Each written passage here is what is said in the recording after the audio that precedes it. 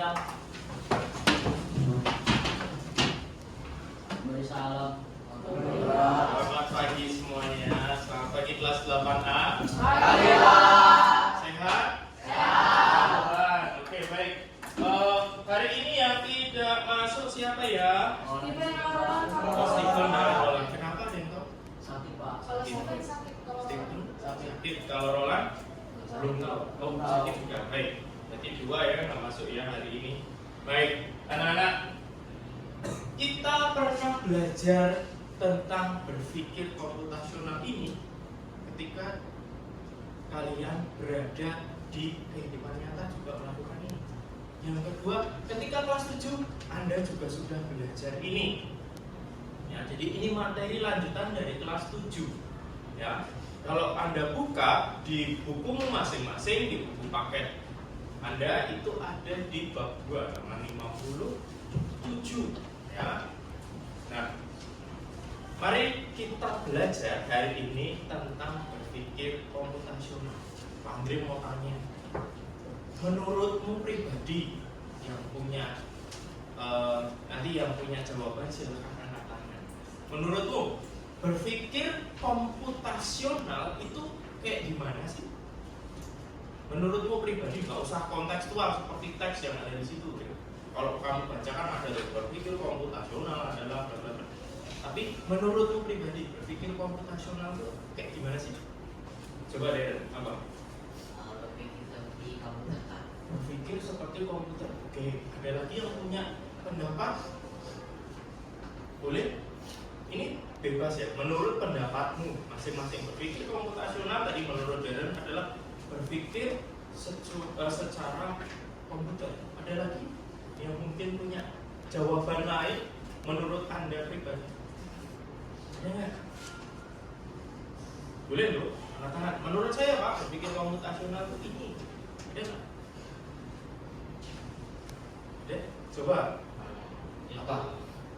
Itu berpikir secara sistematis. Berpikir secara sistematis. Betul. Ya, baik jawabannya Darren atau jawabannya Krishna itu betul.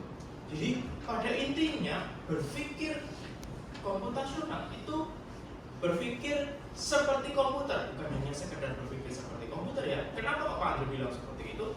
Karena berpikir komputasional itu harus berpikir, cara berpikir ini adalah sebuah konsep berpikir bagaimana kita bisa memecahkan suatu masalah secara sistematis, urut, struktur, dan cepat seperti yang dilakukan oleh komputer ya.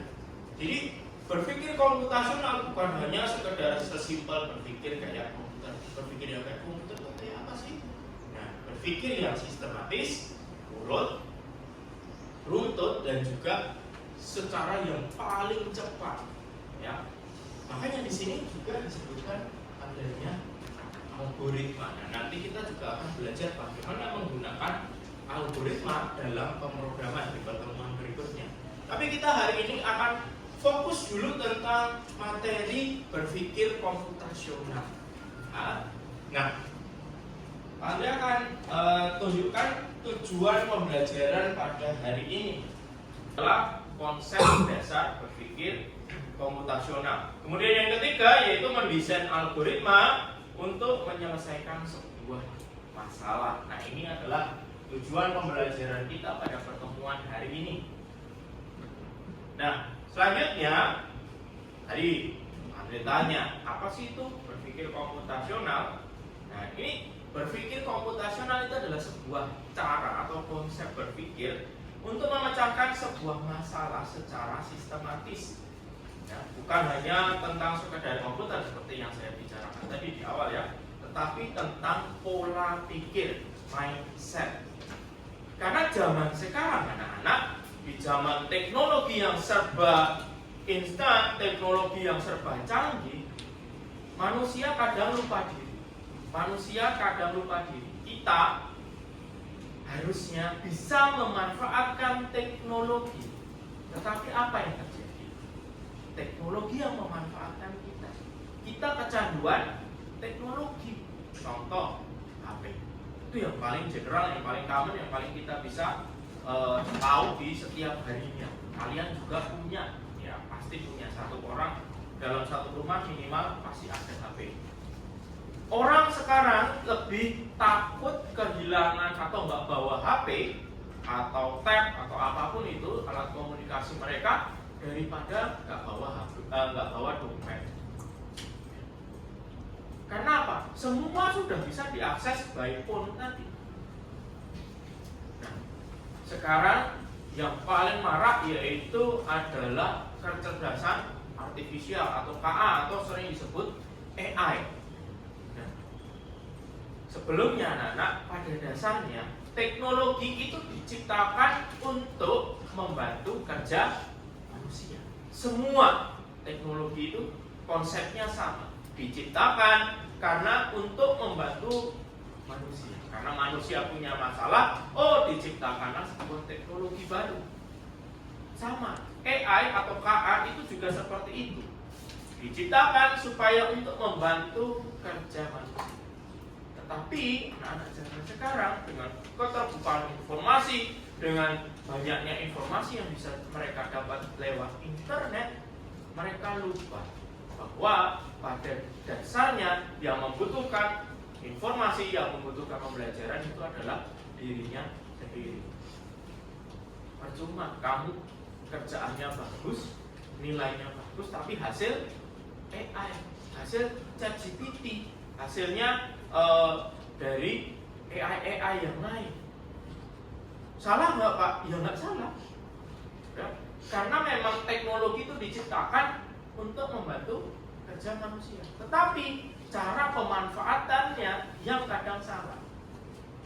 Kita tergantung kepada ChatGPT. Nggak ngerti nih ngerjain gimana nih? Langsung buka HP, cari jawabannya. Boleh Pak? Boleh. Tetapi yang paling penting adalah sebetulnya bagaimana caranya, cara dapatnya, bukan hanya sekedar hasilnya. Ya, itu yang terjadi saat ini. Selanjutnya, ini elemen dasar atau 4 konsep dasar dalam berpikir komputasional. Yang pertama ada dekomposisi, 2 pengenalan pola, 3 abstraksi, dan keempat algoritma. Nah, dekomposisi itu apa sih Pak? Dekomposisi ini memecahkan masalah yang besar jadi suatu subbagian yang kecil. Ya, diringkas supaya lebih gampang. Kemudian yang kedua ada pengenalan pola, ya, mengenali kesamaan dari berbagai kasus. Ya. Kemudian yang ketiga itu abstraksi. Abstraksi itu apa Pak? Menyaring informasi-informasi yang penting. Karena kita kan saat ini dunia adalah informasi kita.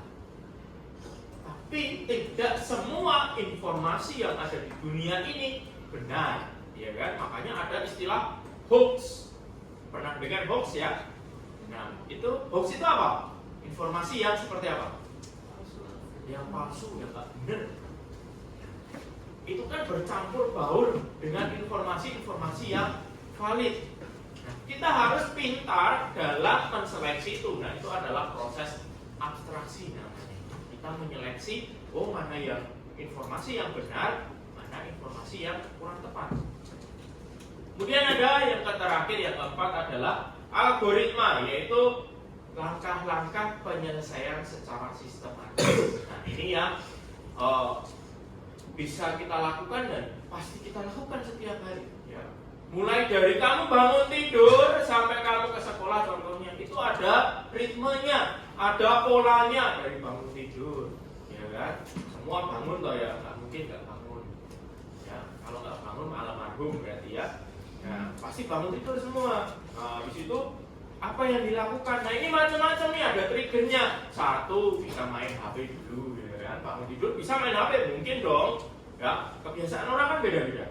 2, bisa langsung mandi. Ya. 3, tidur lagi. Bisa kan? Ya kan? Setiap pola orang kan beda-beda. Ya. Habis itu setiap pola lagi beda. Setelah mandi apa yang dilakukan? Ada yang langsung ganti baju, ada yang ngapain dulu biasanya ya kan, ngecek HP lagi, nyanyi-nyanyi dulu contohnya ada ya. ada yang setelah selesai pakai menggunakan baju, habis itu ada yang langsung sarapan, ada yang langsung berangkat sekolah, atau yang lainnya. Nah, itu adalah algoritma bagaimana berpikir secara sistematis. Ya. Jadi ada ketika mau melakukan sesuatu pasti sudah dirancang di kepala nih. Habis ini, habis dari pulang sekolah begini, habis dari main begini, kerjaan tugas dan sebagainya. Itu ketika Anda berpikir, Anda sudah berpikir secara sistematis. Itu sudah menerapkan proses algoritma, tapi kadang kita nggak sadar. Ya, itu sudah Anda lakukan sebetulnya dalam kehidupan Anda sehari-hari. Nah, contoh-contoh penerapannya. Ya, yang pertama kita bikin teh. Ini contoh yang paling gampang ya. Pernah bikin teh lo semua? Dia nggak pernah. Siapa tahu lo ya ada. Nah, urutannya pasti ya sama lah ya. Pas siapin gelas, nggak mungkin minum teh pakai mangkok tuh ya. Pakai gelas. Kemudian tuangkan air panas, campur gula kalau yang suka gula, ya kan. Kemudian sajikan. Ya, tehnya ini bisa teh celup, bisa teh biasa, sama aja. Kalau teh biasa, ini kurang satu apa kira-kira prosesnya? Apa? Ketika bikin teh ini memang saya bikin sengaja nih. Siapin gelas, tuang air panas, campurkan gula, sajikan. Kira-kira ada satu proses yang kurang. Opsional lah. Mana? Selesai. Ya. Nah, ini mana tehnya? Ngapain minum air gula namanya ya? Betul. Berarti apa yang kurang? Tehnya. Anda bisa mikir, yang kurang ini. Nah, itu berarti Anda sudah bisa berpikir secara rasional. Sesimpel itu, nggak usah mikir videonya berat banget itu enggak. Ini sudah Anda lakukan dalam kehidupan Anda sehari-hari. Contoh yang kedua, peta digital. Ini pasti pernah ya pakai Google Map. Pernah toh? Ada yang ini belum pernah sama sekali. Nggak ada. Ada yang pernah kesasar. Ya enggak ya, jarang ya. Kalau di kota jarang, tapi kalau Anda sudah masuk ke pelosok-pelosok bisa jadi Google salah. Saya pernah itu ngelewatin kuburan gara-gara ngikutin Google Map. Untung jalannya bisa dilewati ya. Kalau enggak males banget balik ya. Nah, peta digital ini menentukan rute. Tadi pengenalan pola, ya, konsep pengenalan pola. Menentukan rute tercepat dengan algoritma pencarian jalan. Itu yang terjadi ketika Anda menggunakan Google Maps atau aplikasi-aplikasi Maps yang lain. Ya, jadi dari rute rumahmu contoh ke sekolah itu bisa nggak beberapa rute? Bisa. Memungkinkan nggak? Memungkinkan. Itu namanya algoritma.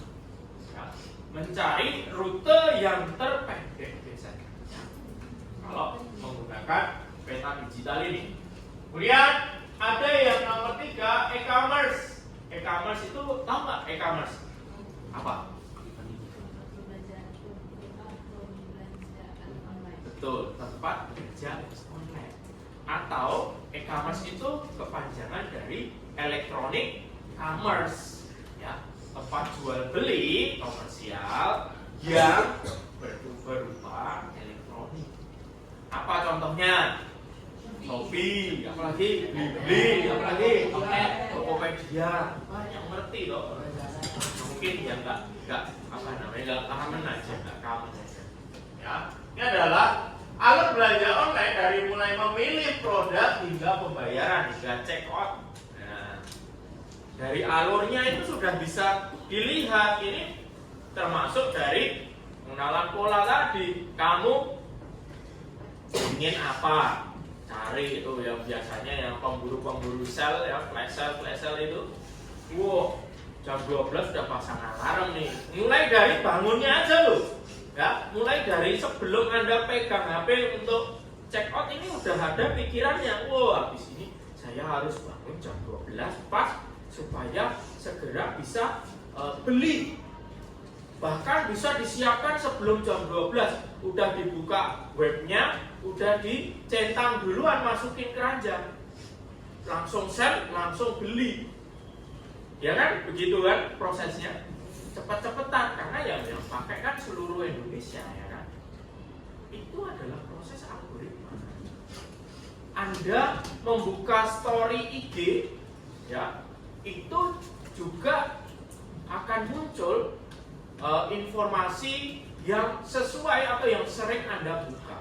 Kalau Anda sukanya di IG itu lihat K-pop, ya nanti munculnya pasti K-pop, ya kan? Anda sukanya nonton bola, ya nanti juga akan keluarnya bola. Karena apa? Yang dikelola oleh kecerdasan artifisial atau AI ini adalah database kita. Nah, sekali lagi, database kita. Apa yang sering kita lakukan, apa yang sering kita kerjakan di internet terutama, KA atau AI ini bisa menyaringnya, bisa merangkum informasi. Ya. Kalau Anda buka TikTok, sama prosesnya, ya, algoritmanya sama. Anda sering bukanya apa? Kalau Anda sering bukanya bola, ya nanti dia akan isinya cerita tentang bola, ya, sepak bola. Atau Anda suka masak-masak, ya nanti dia akan munculnya masak-masak. Ya, Anda suka yang goyang-goyang, ya pasti nanti isinya yang goyang-goyang itu juga sama. Ya.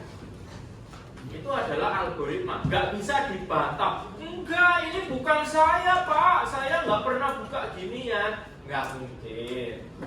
Itu algoritma, apalagi itu IG-mu atau TikTok-mu otomatis. Itu pasti kalau kamu sering buka yang nggak benar juga akan kelihatan di situ. Ya. Itulah kecerdasan artifisial atau KA. Ya. Dia bisa merangkum, melihat pola yang Anda lakukan setiap hari, ya, apalagi di internet. Nah, kemudian kita belajar yang namanya algoritma atau algoritma dalam informatika, ya. Nah, tadi dijelaskan bahwa algoritma itu adalah urutan atau langkah-langkah yang logis dan sistematis dalam memecahkan sebuah masalah. Ciri-ciri sebuah algoritma itu adalah jelas, pasti, jelas. Dua, terbatas, karena memang dibatasi ruang lingkupnya, tidak melenceng kemana-mana. Dan menghasilkan output tertentu. Itulah algoritma. Ya. Bagaimana kita memecahkan suatu masalah dengan yang ada masalah kompleks, kita pecahkan step by step untuk mendapatkan sebuah atau tujuan tertentu, namanya algoritma. Baik, sekarang ada tugas. Ya. Anak-anak silakan siapkan kertas, ya, satu kertas saja, tulis nama, nomor, dan kelas masing-masing. Kemudian nanti ditulis soalnya, tulis jawabannya. Ya. Baik, siap menerima tantangan? Siap. Oke, baik. Soal yang pertama tentang berpikir komputasional, ini pasti jawaban setiap orang beda-beda. Yang pertama, bagaimana kalau kamu menjelaskan sebuah proses pembuatan roti lapis kepada sebuah robot? Kira-kira apa yang kamu akan jelaskan kepada robot itu? Ya. Nanti Pak Andri minta satu atau dua orang, ya nanti ada dua soal, ya nanti tolong dibacakan hasilmu masing-masing, ya. Ada dua soal, tolong dibacakan dari masing-masing. Jadi perwakilan saja, nggak usah semua. Bagaimana Anda menjelaskan kepada seorang robot atau sebuah robot proses bikin kue lapis atau roti lapis? Tahu roti lapis kan? Tahu kan? Kira-kira apa yang akan Anda lakukan kalau Anda mau jelasin itu kepada robot? Coba. pakai bahasa Anda masing-masing ya, nggak usah bingung-bingung pakai bahasamu. Nanti yang penting ketika dibaca jelas. Ya. Nanti dikumpulkan ya. Apa yang akan Anda lakukan? Ya. Sudah? Oke, 3 menit lagi.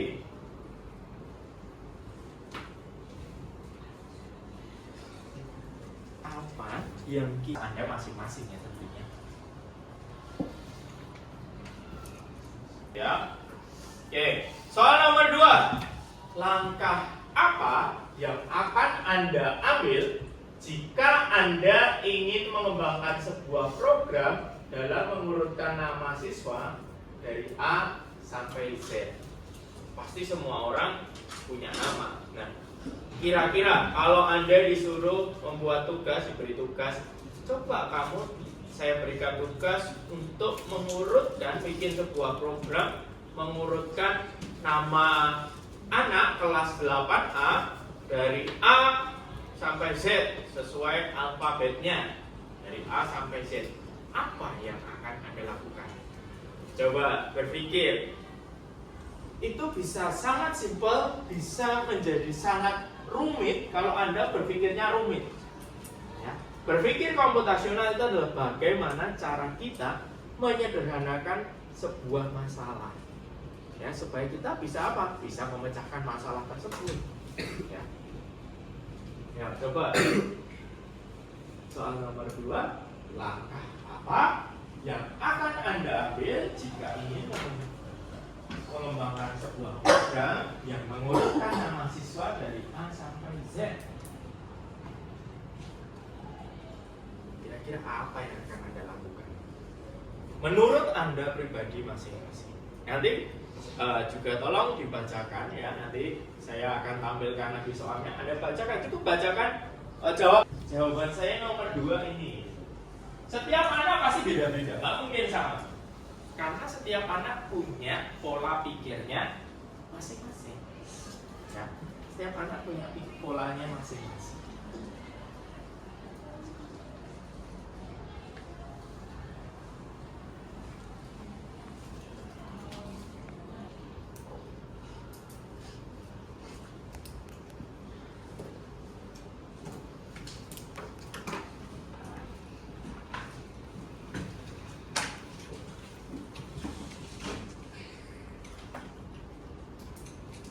Kira-kira nomor 2 tadi, apa yang harus Anda lakukan kalau Anda disuruh bikin program mengurutkan nama anak dari A sampai Z?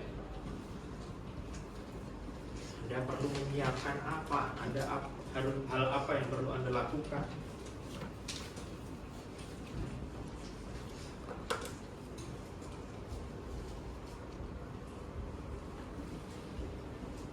Adriela sudah?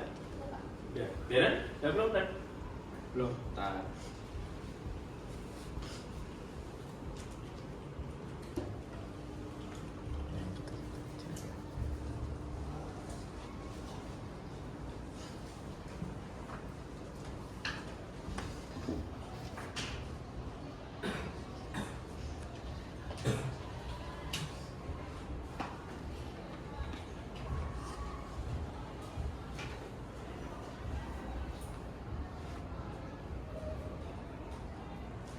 Oke, sudah?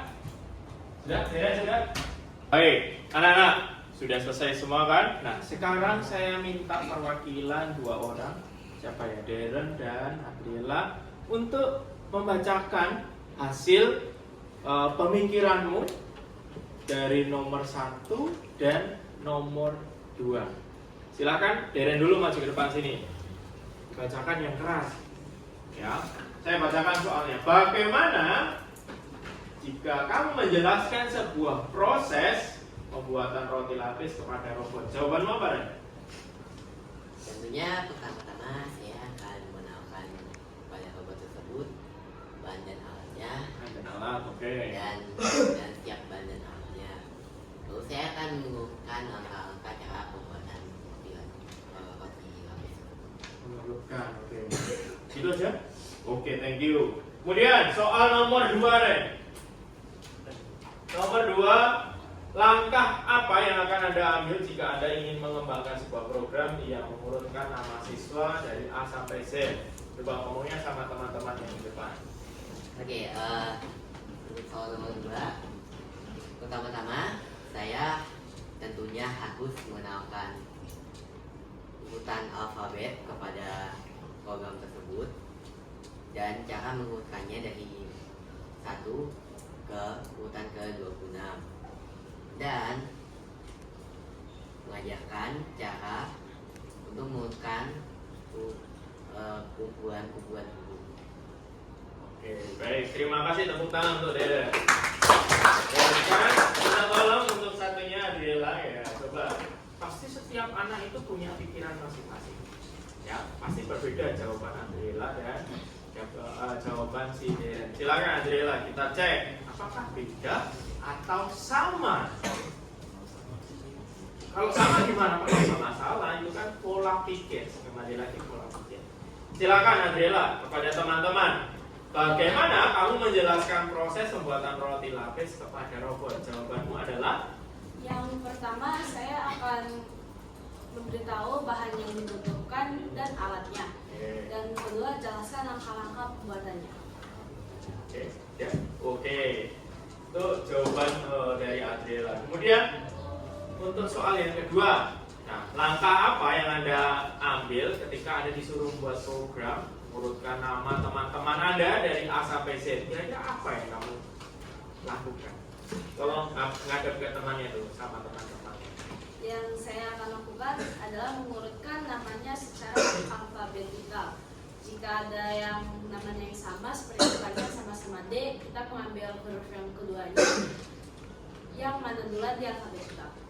Oke, baik. Terima kasih, tepuk tangan untuk Anda.